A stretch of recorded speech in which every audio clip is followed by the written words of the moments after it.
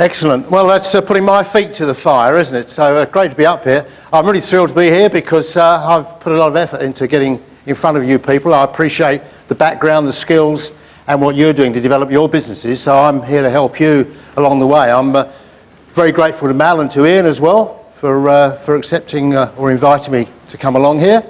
And it's great to be in Scarborough. My first business in Australia was in Scarborough. So it sort of takes me back. I was looking this morning out the window of the apartment I'm in, looking across, and I thought, wow, Rotto. Why on earth I left Perth 15 years ago, I don't know. I used to sail over to Rotto regularly, race in the Swan River, and I'm thinking, why did I leave? But who lives in WA here that sort of empathises with what I'm saying? Yeah, probably half of you, yeah.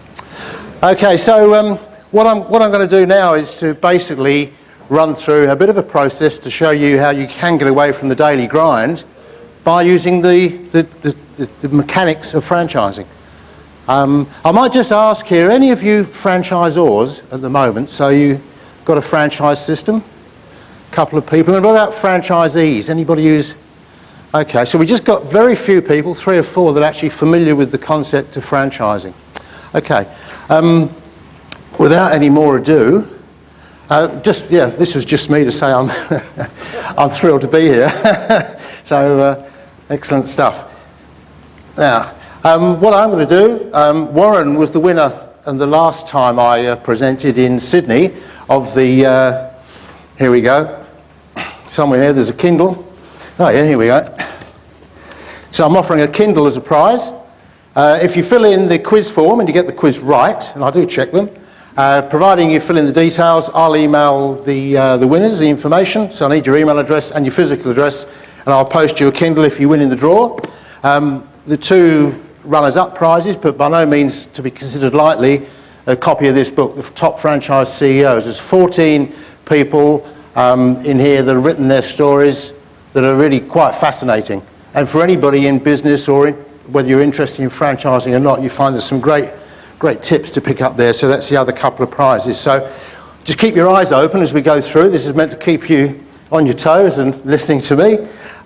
So all I'm here is to show you the way out of the door, basically, from your business.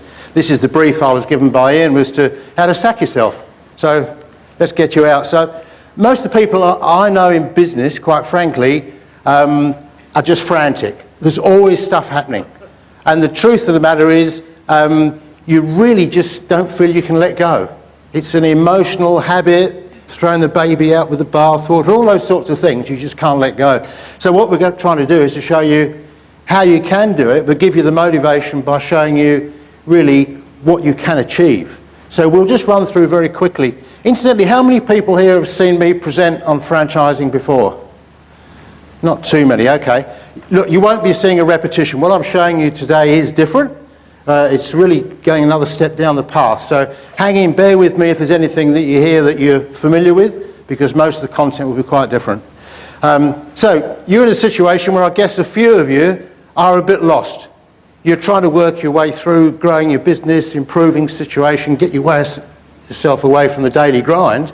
Might ask, who feels that they've run into roadblocks in business? Have you reached a stage where really you want to go further, but there are things that are just stopping you, whether it may be letting go and delegating? What I'd like you to do is just very quickly, just jog down 3 things that are stopping you from going on a holiday next week. All right? 3 things that are stopping you going on holiday next week. Be honest with yourself. The quickest things that come out of your head. And when you've got 3 things down, just put your hand up so I don't... you're taking your time. Anybody finished? Yes? All right? No? Okay, so put your hand up when you've got 3 things on your list. No?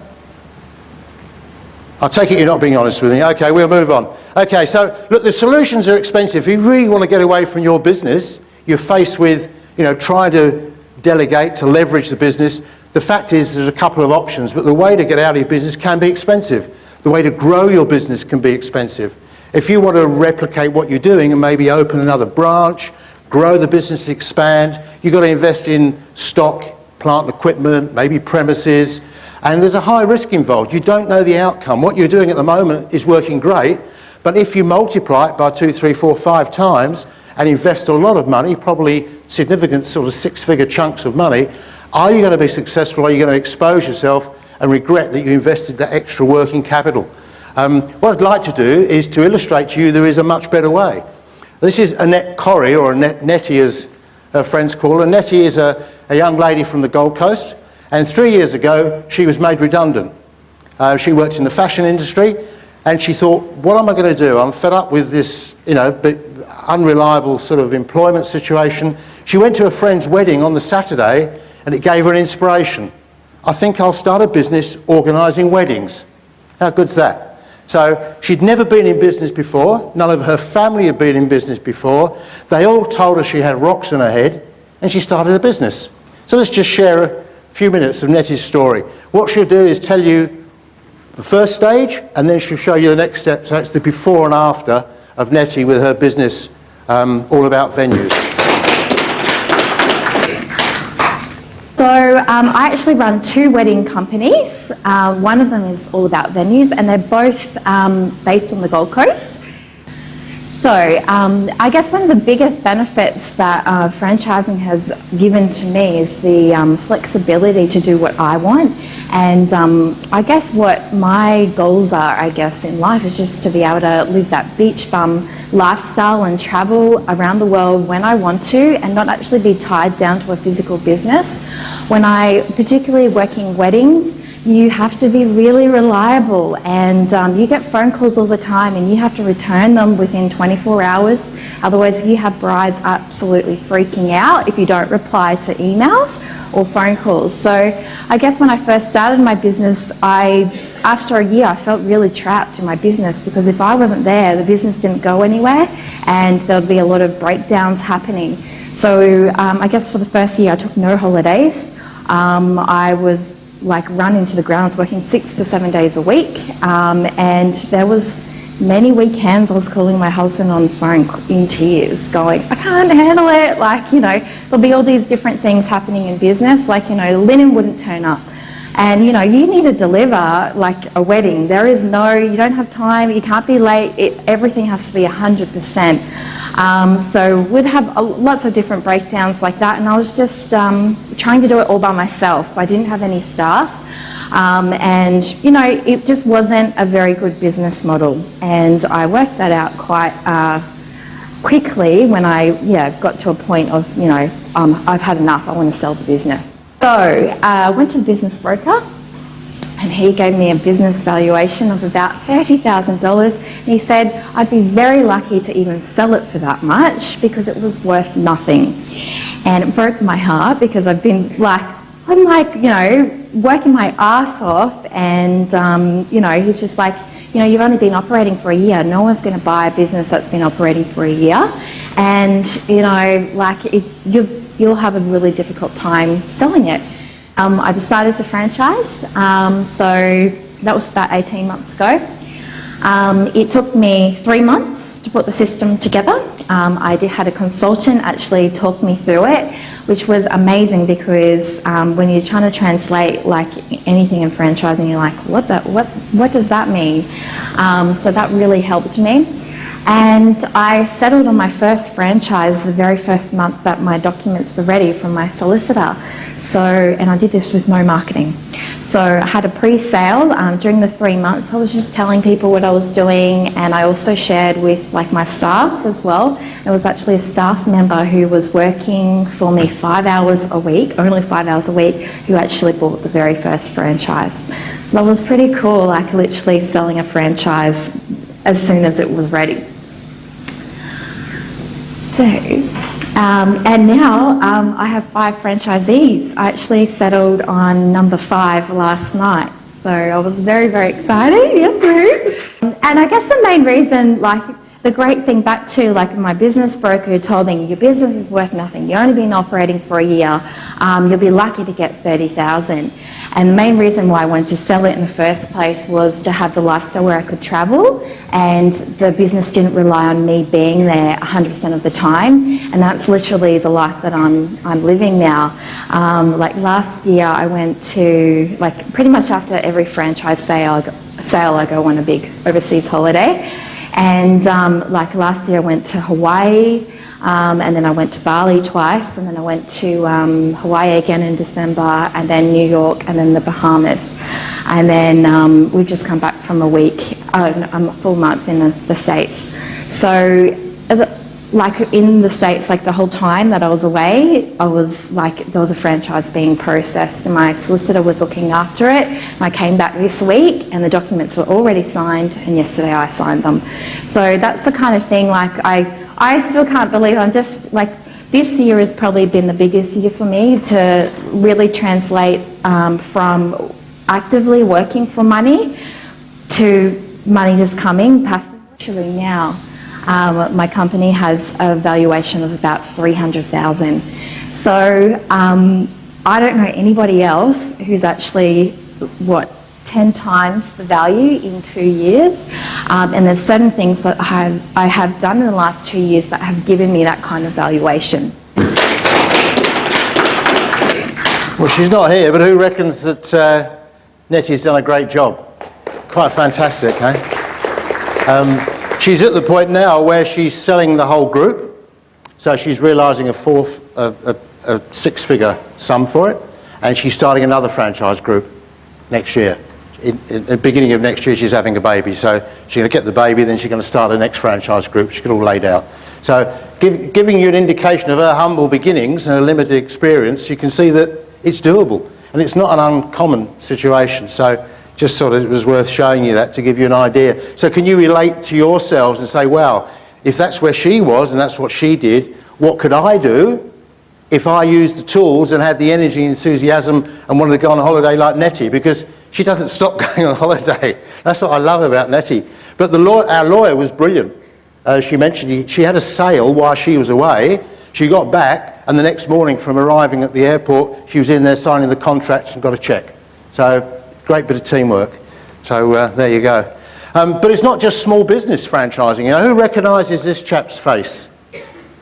Amazing, isn't it? He is one of WA's richest sons. In fact, he's probably the most wealthy private business owner in Australia. His name is Jack Cohen. He's a personal friend of our next speaker, who I'm privileged to be preceding. And he has just been nominated to the Fairfax board. So Jack Cohen was a Canadian. He came to Australia with his parents, went to Melbourne. They were from North America in the motor industry. He was here for a couple of years, went back, finished his studies and said, I'm going to go to Australia. He got some money rallied together in the family, and he bought the Kentucky Fried Chicken rights to Western Australia in 1972. In about 1974, he went to Burger King and bought the rights for Australia. They couldn't call it Burger King because somebody had the name registered, so they called it Hungry Jack's. Now, at this point in time, he's valued, as of the BRW magazine earlier this year, at $661 million. Not bad. And it's a private business. Most people don't realise it. Nobody I saw put their hands up and said they recognised him. It's amazing, under the radar. So you've got the contrast from Nettie with her little wedding business and Jack Cohen. Who's heard of the Sydney Harbour climb, the bridge climb?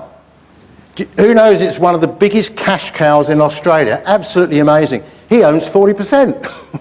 Not a bad little sleeping investment.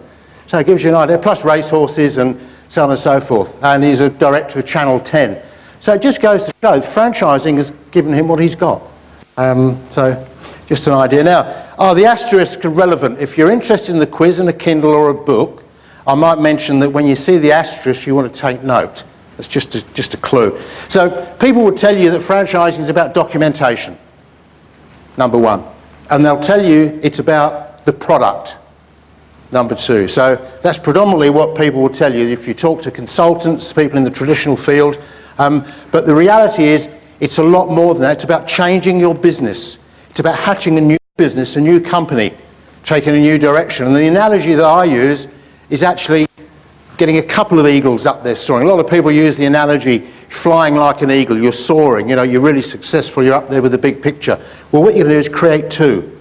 One business is the franchisee business, and one is the franchisor business. So that's metamorphosed.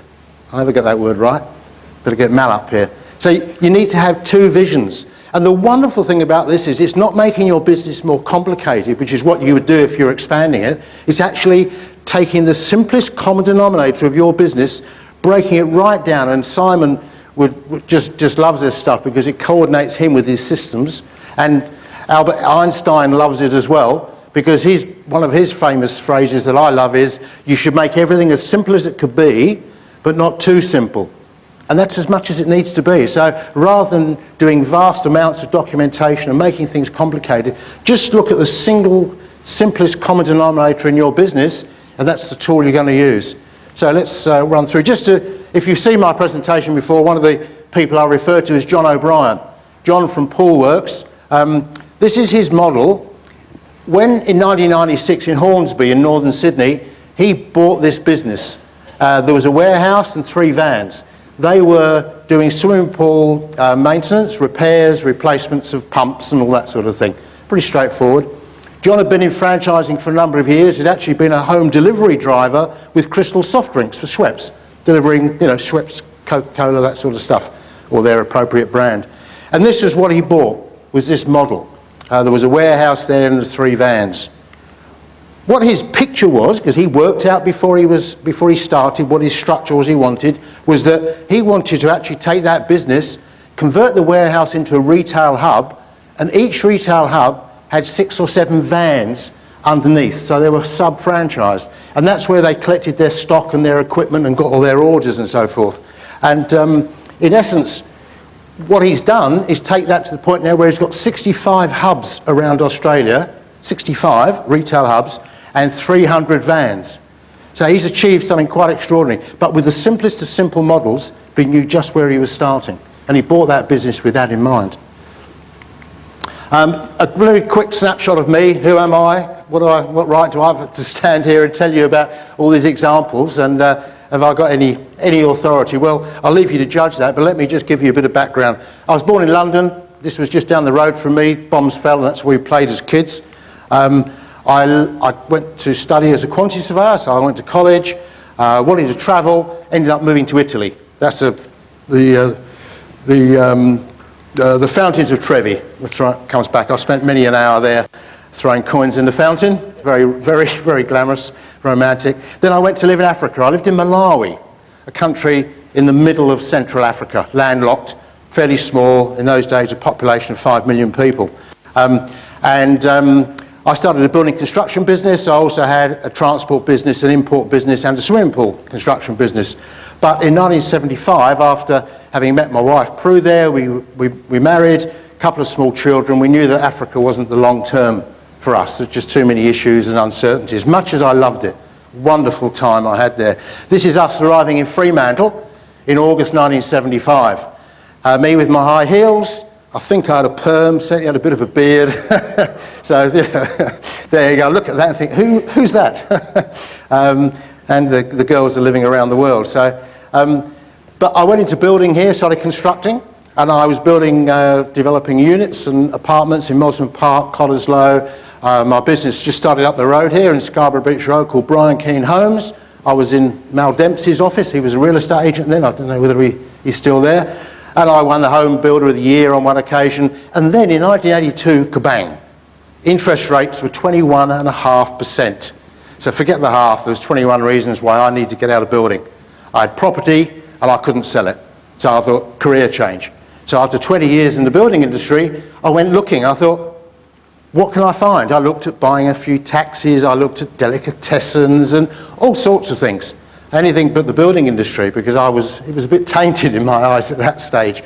And I ended up, I retained a business broker, Jim Goodwin, probably one of the best business brokers Australia's ever seen. And he came to me with all sorts of opportunities. And he bought me a set of accounts, and I said, Jim, I don't want a franchise. Why should I pay somebody else 2, 3, 5, 10% when I know I can run a business, providing interest rates aren't 21.5%. And he whited it out. In those days, it was white out. And the figures he showed me were brilliant. And it was a bedshed in Claremont. In those days, bedshed had just started, and I was the 4th and 5th franchisee. Well, over the next 5 years, I owned 7. So I became a multi-store franchisee, but I got enough of the 4 walls, and I started helping people buy and sell franchises in the way I had, pretty much as a broker, if you like. And then a little bit down the track, people were saying, well, can you help me convert my business to a franchise? So I joined with a partner, John Allison. We created the Franchise Alliance, which is a consulting and broking business. And we established ourselves in St George's Terrace, next door to the Langley Hotel, I think it changed its name to. And we got up and running. We're joined by a third partner. And basically, we were then approaching companies in the eastern states to come over here. So we contacted Jim in Melbourne. He was developing a reputation at that stage. So we said, Jim, why don't you come to WA? So we found his state franchisor for him. We brought him over here on a trip for a couple of days, running up and down the Hay Street Mall on his motorised mower. And we got his first 10 or 15 franchisees up and running. The rest is history. You know, people told me when I was a very avid rugby player at Cottesloe Rugby Club, and a couple of the guys in the team were lawn mowing contractors, and they said, Brian, you must be daft. No one's going to buy a franchise. You know, we go out and earn $300 or $400 a week, cash, whatever it was in those days. Well, he gave a guarantee of $500, and within 18 months, there were 70 or 80 franchises. And the rest is history, isn't it? He's got 25 groups and 2,900 franchisees. We learned so much from people like Jim that we saw that Jim was actually able to leave his lawn mowing behind and really live the life of an entrepreneur, which indeed he's taken to the full. We also helped Eagle Boys come here. Tom Potter, he started off in rural New South Wales at 27, and what he would do would go to a town, knock on the door of the 4 pizza shops and say, I'm coming to town, I'll give you an opportunity to make a pitch if you want to join our group, because someone's going to. So he'd generally get the best one. And we helped him set up here and got up and running and so forth. We also did the same with Brumbies, Ultratune and numerous others. So we thought, well, we've got all these clients here, we need to get a bit bigger. So we had clients who were resident in the eastern states, but we couldn't service their needs. They said, can you help us sell our franchises? So we franchised our business, and we opened offices in Adelaide, Melbourne, Sydney, Brisbane and Auckland, which were franchised. So we were carrying the letter of the law, if you like, of franchising. And we were, at that stage, really getting a good handle. We've been privileged to see lots of systems, lots of different people, the way they work. So pulling out this simple process was something we did all the time. And we thought, well, we knew there were holes in the market. Early 90s, there was a little bit of a recession, and there were people pouring out of Telstra and the banks and government departments, you know, redundancies, with decent amounts of income. But they were white collar. They didn't necessarily want to push a lawnmower around. So we said, let's get some white collar franchises, and we thought, well, let's start our own. And I'll just play you another quick clip. This is John Allison, the chairman of Expense Reduction Analysts. This started in Perth, and what John's going to do is just mention to you where it is today. It started off with an idea of finding a business that you can sell, a franchise you can sell to people that want to work from home, and basically a management, you know, senior executives and so forth.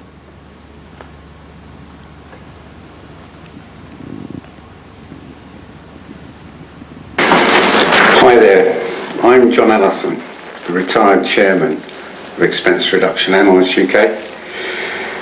Brian Keane has asked me to give a testimonial, and I'm more than happy to do that.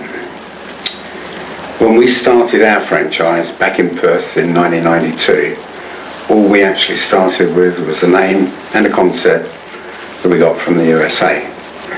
Brian worked really closely with us to help us get established as a franchisor way back then across Australia and New Zealand. It wasn't long, in fact, before we'd grown to be the largest white-collar franchise across both countries, with 80 franchisees up and running. Today, obviously, after drawing on Brian's experience, our company has grown. Expense Reduction Analysts now operates in more than 27 countries around the globe. And whilst I'm retired now, which is why I'm dressed like this, our UK company enjoys a turnover well in excess of 20 million Australian dollars, and is still growing successfully today despite my retirement. So if you're seeking some help in franchising, if you're looking to try and find the person in Australia who knows more about franchising, then you're going to have to take my word for it that Brian Keane is your man. If I wanted help with franchising today, Brian's the guy I'd go and see. He's got the ethic, both the work ethic and the knowledge and skill to help most people carry their company in the franchise environment to be a huge success. I wish you every success with yours. So John lives quite an idyllic lifestyle. A couple of years ago I was lucky enough to be invited to go and join him on his 42-footer sailing around Mallorca, so no complaints at all. But what he's achieved there is an enormous organisation. Started here. In fact, we sold the licences for expense reduction analysts around the country before we'd even put pen to paper and actually done any work for any clients. So just the concept and the opportunity of being involved, people were breaking their necks for. And we got six-figure sums for every state. So it's amazing what you can do. So you can see John, he's been shown the exit. The other businesses that we started, so there was one called Press for Time, which was a home service or pick-up dry cleaning, Ken Clean window cleaning group, the Franchise Alliance I mentioned, Climbos Frozen Yogurt, we got the distributorship and opened some retail stores, and Leasehold Analysis, which before the days of the Rental Tenancy Acts or Retail Tenancy Acts, landlords infamously always overcharged or over-measured the number of square metres, so we used to go around and check all that sort of stuff. So that's a bit of an idea, this sort of thing. Moved over to the Eastern States, followed my wife. She got a career opportunity she couldn't say no to, and working with Robert Hill at the EPA up on the Barrier Reef, and I ended up retiring about 5 years ago to a place called Nambucca Heads near Coffs Harbour. Beautiful, lonely beaches, absolutely wonderful, grandchildren nearby, and I wanted to do something. I needed to get moving. I had a great passion for Malawi, and so I founded Microloan Foundation. You've probably heard of microfinance, where you provide loans to women in Africa, in this case, to start their own business. So they get $70 loans, they pay it back in 4 months, and they start a business, which might be repairing shoes, it might be growing tomatoes, it may be brewing home beer, it doesn't matter.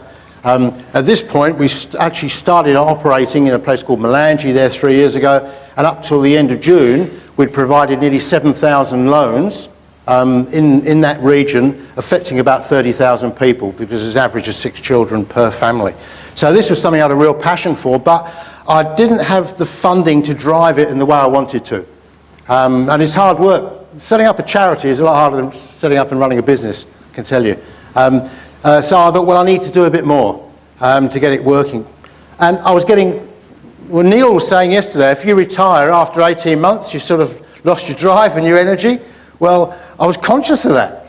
I really was. So, and my wife as well, she got similar sort of, I suppose, in her veins, ambition. So I said, well, what are we going to do? What's the next step?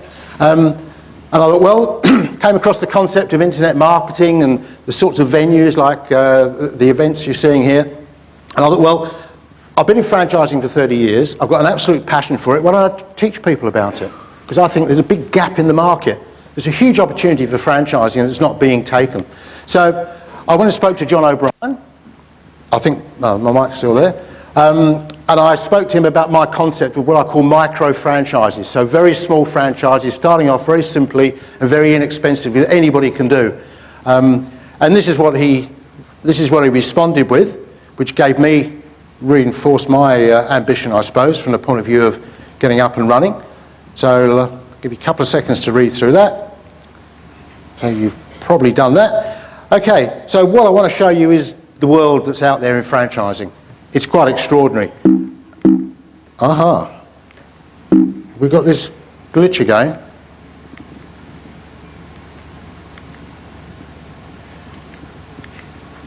Can you just move me forward a slide manually, or who's getting there? All right. I better add a little bit and tell you that. Okay. So what I did, I put together what I call my 7 steps, which are really, I suppose, were our Bible from the point of view of creating a franchise business from what we'd learned. And the 7 steps are learning about franchising. This is what you need to do if you want to franchise your business. So if you're going to go out and franchise, doesn't matter how and who you do it with or whatever, these are the key steps I think you need to follow. Learn about franchising. Learn about it first, you know. Do a feasibility study. Make sure that franchising is going to be right for you and your business. Then you've got to build the franchise businesses, the 2 businesses that I see, the franchisor and the franchisee. You've got to construct the model. Then you've got to get your business converted and up and running. And then you've got to establish a pilot so you can pressure test it and make sure it all works, and you've got something to show your prospective franchisees later on.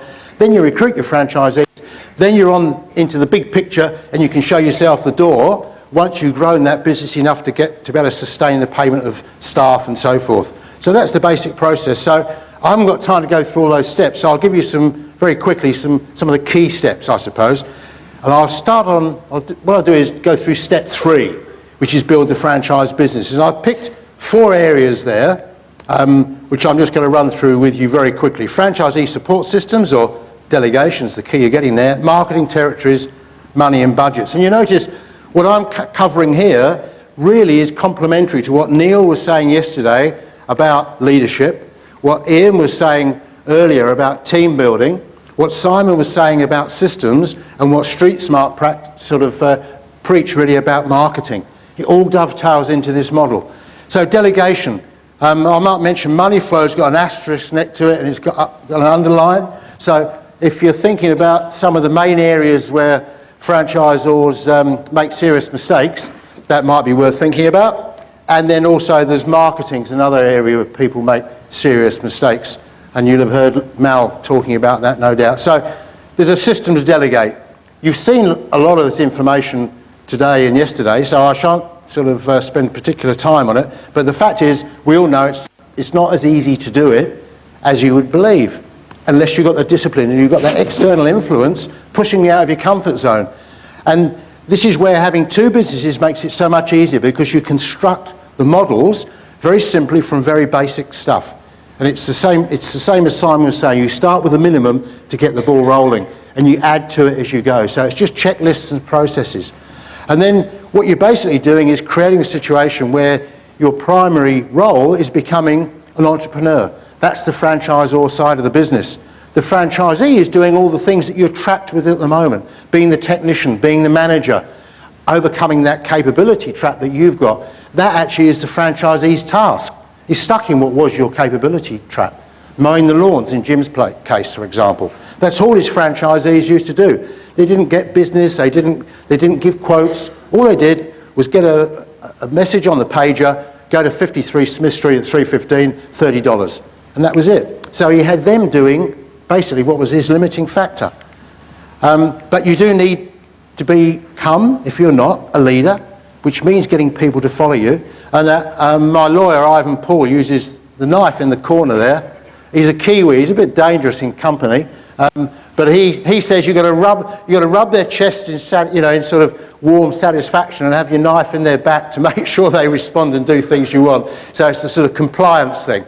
Not everyone finds that funny, but there you go. An example here was we franchised in the early 90s Ordermasters. Peter Basich was the owner at that stage. He'd established a business about 7 years earlier, had 7 outlets, but he was fed up with being bogged down with the day-to-day, wanted to grow and couldn't. So we went through the franchise system with him, and lo and behold, he franchised. He's now got about 35 franchises, but what he actually did, his goal was to sell the business, and he ended up selling it to franchisees. So that's a great exit strategy. But what happened and what amazed him was that one of his managers bought a franchise.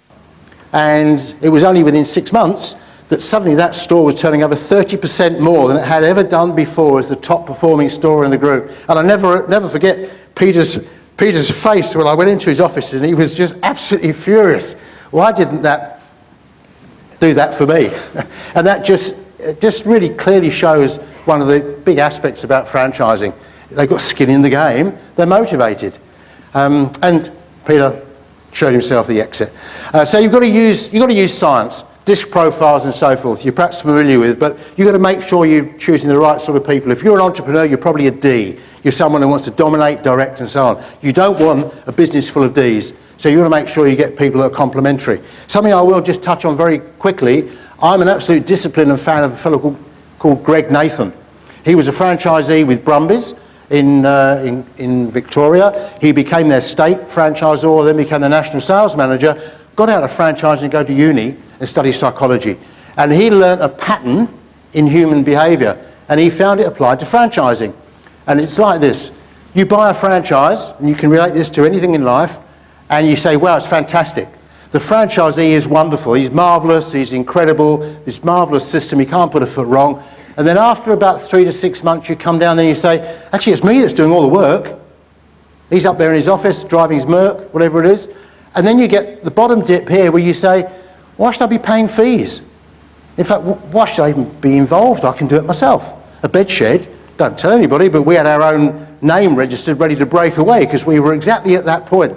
We were just self-motivation, I suppose, and the fact that they had contracts with Joyce, who were our suppliers, meant we stayed in bedshed. But what happened was we learned that there was mutual benefit in being together. So you can probably just relate to that in lots of circumstances. In fact, think of personal relationships.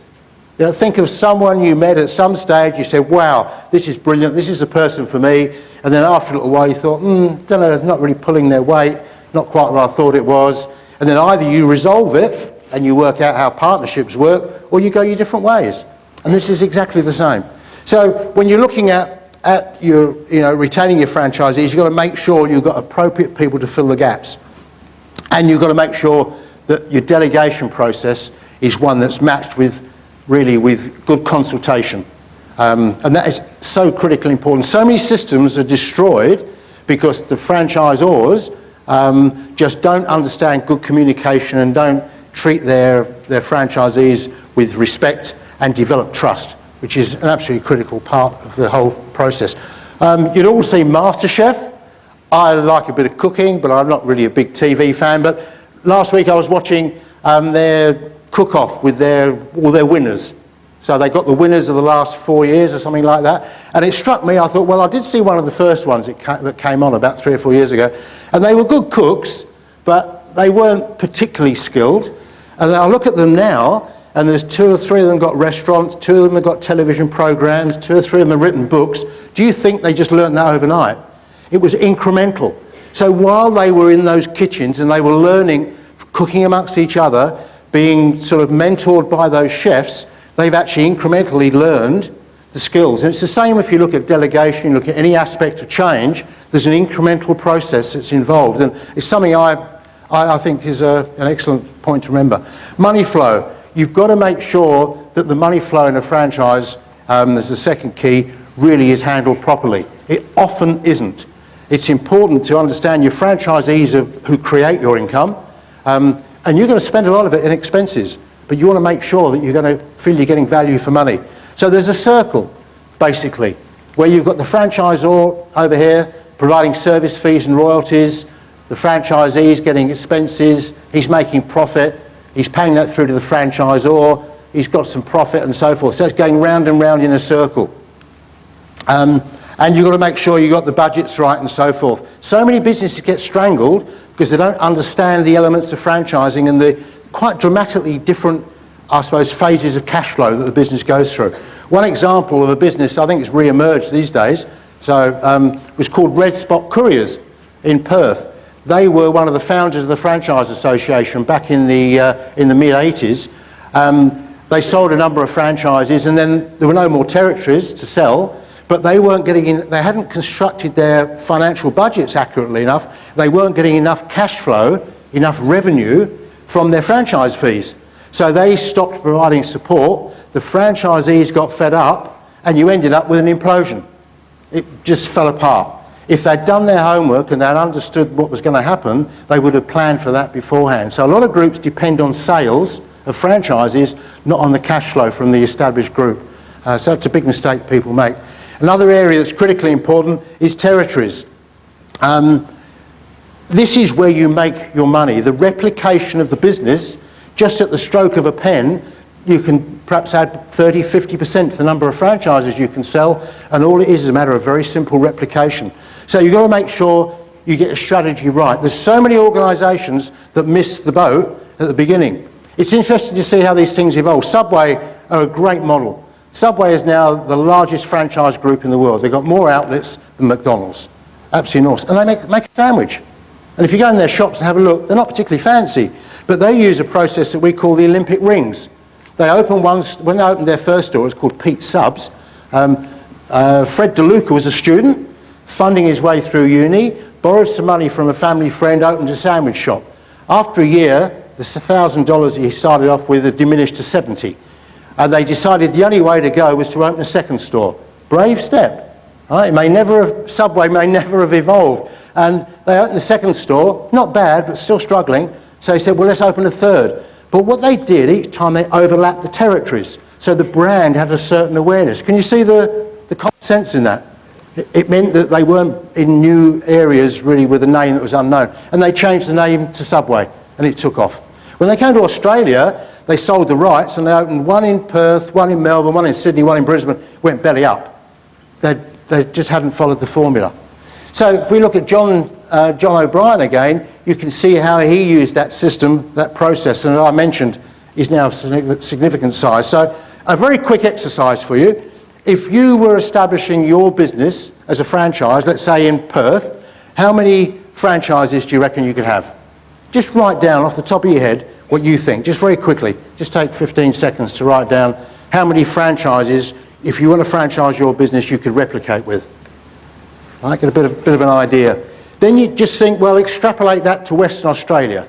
So you may say in Perth you could have 5, in Western Australia maybe it's 15, in Australia it may be that it's 80. But that's the sort of figure you might be looking at as an example. Well, I'll show you some of the key areas you need to look at to make sure you do that science properly. You need to look at the nature of the business. Is it a fixed business? Is it a mobile? Will it work from home? These are factors people ignore how it impacts on the calculations of your territories. Is it a business that deals with business to business, or is it a business that deals with the general public? What sort of size of population do you need to support your particular franchise? People make a stab at it. A bedshed, we used a figure of about 25,000 because it happened to be what the local free newspapers were. And it actually worked really well. But then we found that actually you could get a business up and running with 10 or 12,000. So there were some nasty disputes about territories. So basically when you're working through your demographics and building your territories, you're using the information you create in your marketing strategy, what Mal calls your avatar. That is what you're using to define the density of the market you can create. It may be you're looking at a business where home ownership is relevant. You know, if you're providing business services, or maybe additions or renovations, it's quite different if you're looking at homeowner business, owned, privately owned houses, owner-occupiers, as opposed to tenanted houses which are owned by investors, because their demands are different. One just wants to fix it, one wants to improve it. So those are the things you've got to look at. And you've got to consider what's going to happen in 5 years' time when your business is developed and you can actually sustain a lot more franchises in the territory than you've perhaps allowed for. It can be very, very difficult. There was a group that moved over here from Melbourne, and they were delivering water, and they sold one franchise to cover the whole of Perth. Within 6 months, that fellow was so busy that they could have had 10. But he had a franchise agreement which gave him the whole territory, and he wouldn't budge. At the end of the day, the only solution was to buy him out for a huge amount of money. That was just because they hadn't thought it through to the potential. So you've got to balance it. The other point is, do you want to be near competition or not? These are elements to consider when you think about franchising. I'm one that relishes being near the competition. I was taught that as a 13-year-old when I was working in retail in London, and also when I was working at Bedshed. We learnt to piggyback off the competition. If there's a couple of bedding shops in Morley, whack, go and get next door to them. That's the principle. And Derek Pint passed away some years ago now, but his philosophy was very interesting. He wasn't a franchisor. He couldn't sell a bed. We wouldn't let him in the shops. He was a property developer. What he did was find sites, convert them into a retail outlet, and then put a franchise in there. So he had a ready-made investment portfolio. So there's lots and lots of mechanisms you can use. Very quickly, a bit of an idea if you're looking, for example, I'll use one here of house cleaning.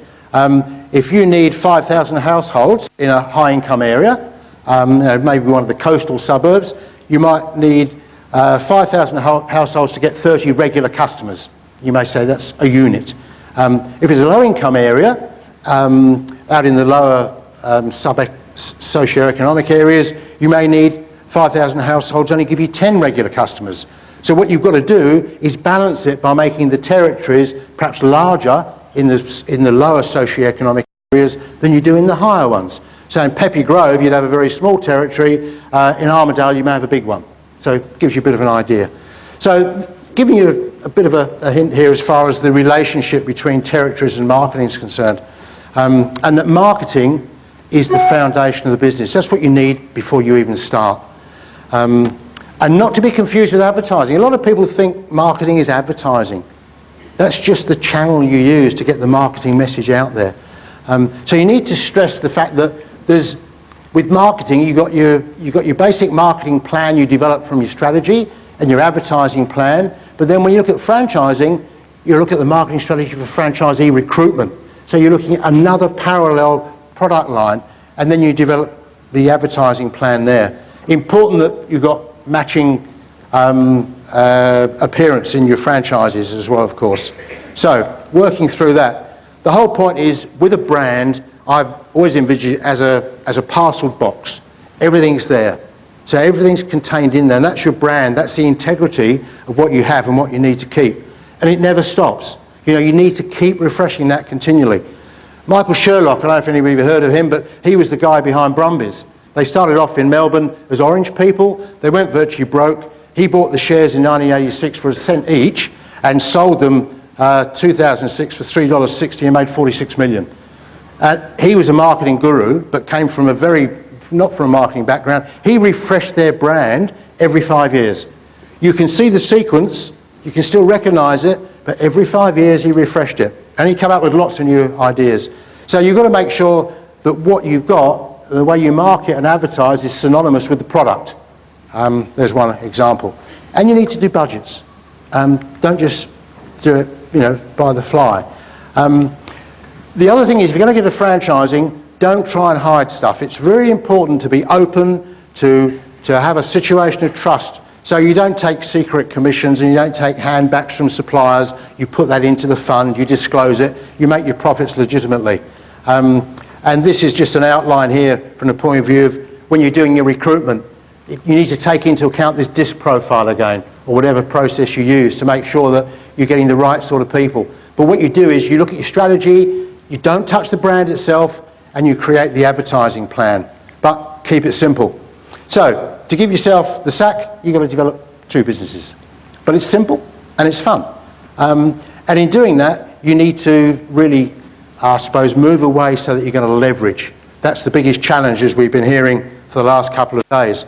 Now, I haven't touched on documentation, I haven't touched on organisation and those sorts of things. There's much, much more. I'm giving you a quick potted idea, I suppose. But what I'd like to do is just move through quickly and say a couple of questions that I get asked.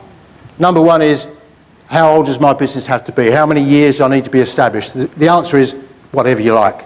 We've established brilliant businesses with concept and others that have been running for 15 or 20 years. So the answer to that is whatever. And what are your franchises worth? It's interesting, people think there's a formula, there's a fixed figure. The average franchise fee is $80,000, but it could be zero, it could be $500,000. And all these things are flexible and variable. And when's the right time? Well, budget figures are looking brilliant in this country. On Friday, Glenn Stevens, the Governor of the Reserve Bank, announced that 3.75% was our growth of GDP. The situation is brilliant. And the other of the 3 Bs is that when things get tight, and it's notionally, mentally in a lot of cases, some aspects of business are doing it tough, but not all by any means. The fact is people rely on brands. They like the continuity and the comfort of brands. And then the third one is when people are looking to buy a business, particularly the sorts of people who come out of corporate and other backgrounds, they like the security of having a franchise business because they feel the reliability. Give you an idea, I had a workshop last weekend on the Gold Coast. 2 of my clients had their best months ever, and they've had a best month ever every month this year. Been breaking record after record, and they weren't the only ones. And I've spoken to people here the last couple of days in similar situations. So there's lots of people doing really well. So Nettie, as I say, now is just selling her franchise group, netting a very significant amount of money and moving on. So that's her little story. You could follow the trail and be there. So what I'd like to do, you've got a form on the table there, which is called, Is My Business Suited to Franchising? If you'd like to take that, It's a very quick checklist. Don't spend a lot of time on it. Go down there and just answer the questions. So the first one is, does the business have a proven cash flow and profitability, or are you at the idea phase? So just tick yes or no, and go down and do the other items, and we'll just do a quick add up at the end. So you've docked me 5 points.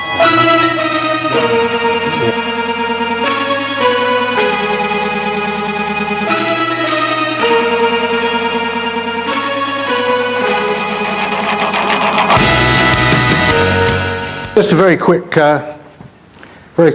exercise. All right, and when you finish that, just go down and add up how many yeses you've got, and just write it in the appropriate box there. So if you score 1 to 5, 5 to 7, 8 to 10. Could we have a microphone, please? What I'd like to do is ask someone who's filled the form in to volunteer, just so we can very quickly have a quick run through and just discuss their situation and maybe just share some thoughts. Anybody happy to do that, to volunteer? Got a hand up over here? Thanks very much indeed. Oh, that's Paul. Here we go. All right. Don't share. Or feel compelled to share any confidential information. But okay, running through that checklist there. Perhaps you can just tell us which boxes you've ticked, or sorry, which ones you put a cross on to put no. Okay. Should be there to go, yep. Yep, fine. There's really only 2 boxes that we ticked no on, and that was, had we had any franchise inquiries. Having said that, many of our clients have said that we should establish franchises to serve them better in other areas. Right. And whether or not we have the necessary capital, and we more than likely do, but it's something that really needs to be put down to greater assessment and feasibility first. Right. Okay, well that's a brilliant result. So from that point of view, it's probably worth looking a bit further. I'll often get people who get 5 or 6, and the reality is they've just got work to do. If it's a concept business, it may be a brilliant concept, but you can't say you've got a proven cash flow. So just bear that in mind. It doesn't rule you out. So it's something you can use as a bit of a guideline. Okay, just quickly moving on. Does anybody have any questions about that little exercise? I've done it fairly quickly, but you got a grasp of it? Anyone got a question about their own business and whether or not it's valid? No? Okay, fine. Okay, so what I've endeavoured to do is show you a process which is an exit strategy for you and your business. So if you really want to get up there and achieve that and create those 2 businesses, franchising is perhaps something to look at. And basically, leaving the daily grind behind is what we're talking about. What I'd like to show you very quickly are 2 Streetsmart members that have joined my programs, give you an idea of what their comments are. Hi, my name's Andrew Nichols. I'm a licensed builder based in Brisbane. I actually have a franchise business. I have one franchisee that I started about 14 months ago, so I have had a little bit of experience with franchising as a system, although the way I got into it was not the ideal way, let's say. I just want to say, having just finished this workshop with Brian Keane for the weekend, that I can honestly say that in the last weekend I've learnt more about franchising than what I've ever known all my life, and I've been a self-employed business owner and contractor all my life.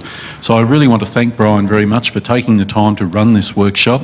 It has been really enlightening. It's opened my eyes. It's given me a great deal of confidence now moving forward that the franchise system that we've been thinking about, obviously we've learned some things to tweak it, but given us a lot of confidence, and I really want to thank him for sharing the information he has, and I'm looking forward to working with him down the track, because as far as I'm concerned, and I've spent a great deal of time and money looking, I simply haven't been able to find anyone of Brian's calibre and his team, the solicitors and accountants and so on, the people that he's put together to help us at such a very affordable and manageable rate. So I really want to thank him, and I would encourage anyone that's considering franchising as a business model, you simply have to talk to Brian. He's the man.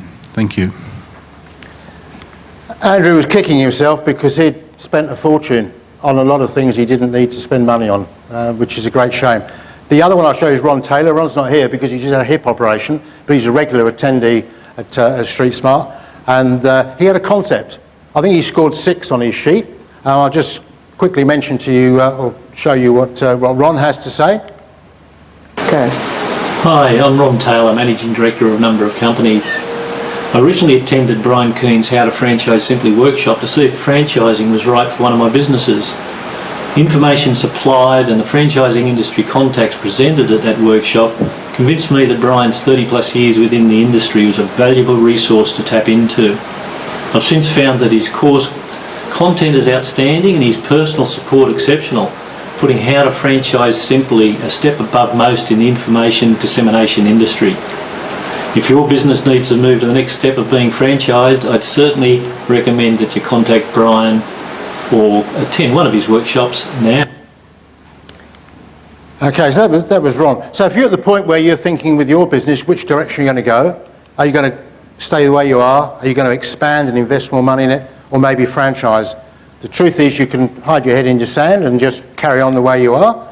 But if you do want to really make a step and change, bear in mind you've got to put some work in. Nettie, we heard from, it took her 3 months. Ron's probably taking 5 or 6 months.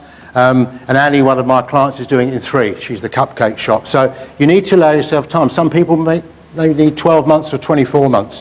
But it can be all a bit mind-blowing. You look at what's involved and you go, where do I go next? What's my next step? What I'm suggesting is, I look at my experience as being rather like the black box.